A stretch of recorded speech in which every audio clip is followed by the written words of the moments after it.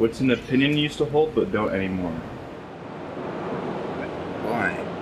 Wow, that's a hard start. Wow. This is a tough one. I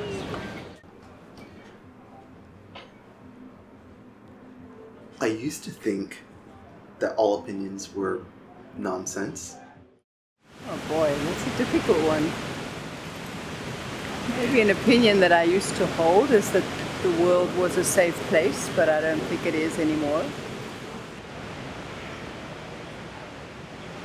That we're safe in Australia.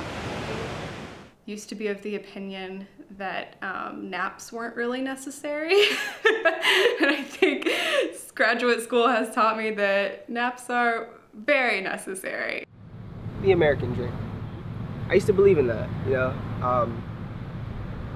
Growing up in a household with a mother that's been working all her life for paper, and a father that abandoned her and me, it kind of forced me to grow up a little faster.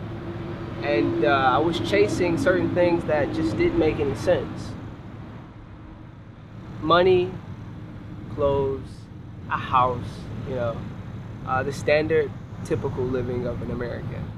Don't judge. I used to judge people, but now I don't. I mean, I definitely sincerely believed in Santa Claus when I was a kid, and I was sincerely pissed when I found out that he's a complicated entity as far as his objective reality, you know, and it was really distressing. And then and then it became this sort of spiral into doubt, you know, about a lot of other things. The whole "I don't see color" thing for white people to say, that was an opinion that I used to have. This is something that I would actually get into arguments with people about in college.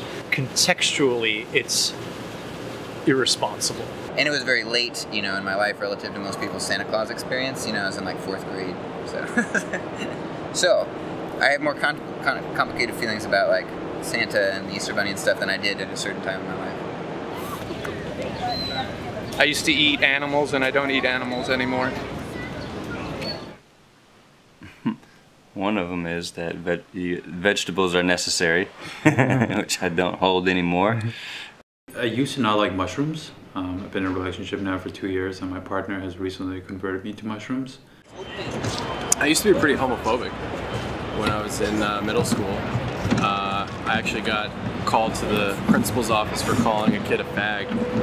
And, you know, that was something that everybody was doing as an insult, just calling people gay. And after a while, I actually realized how ridiculous being homophobic is. I actually noticed now the whole gender fluidity, trans thing is also kind of emerging those same biases that I used to have towards homosexuality. So it's evolving in that way too. Kind of ridiculous. I used to hate living in New York City, and now I am happy to be living here. Used to like living in New York City, and now I don't at all. Used to think it was fun. It's not. What marriage and relationships are, I think it should be harder.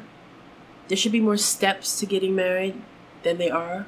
I think there should be some clearing of if there were issues when you were a child, if you were abused, if those things should be taken care of before you enter a relationship. I mean, we're all works in progress if you've had therapy or not, but there should be some progress that you're getting rid of baggage. Like, when I was a kid, I definitely thought that I had to get married, you know, to a man, preferably a Jewish man. I don't think that's valid anymore. I don't think that's true. I don't think I need to get married. I don't think it has to be to a man or to a Jewish man. So all of those things I do not believe in anymore. I used to think that the best way that I had to probably be of service and live a good life was to make as much money as I possibly could and then give that money to other people who would put it to good use.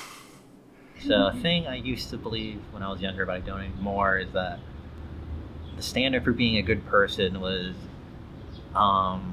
essentially living like a good sort of passive kind of life. You don't really have to go out of your way to like affect change in the world, but you know, you have the life that you're handed, you know, your family that you're born into. You might even have like a job that your family gives you. You know, you kind of like fit into like life and just kind of live it passively.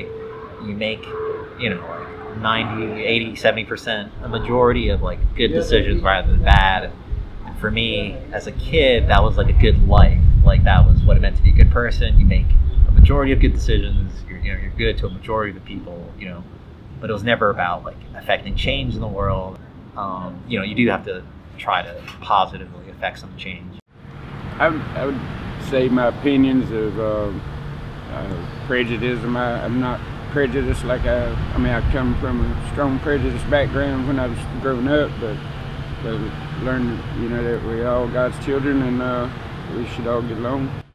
But now I recognize that there is actually a great deal of validity in having opinions. They help shape reality in the world. They are necessary.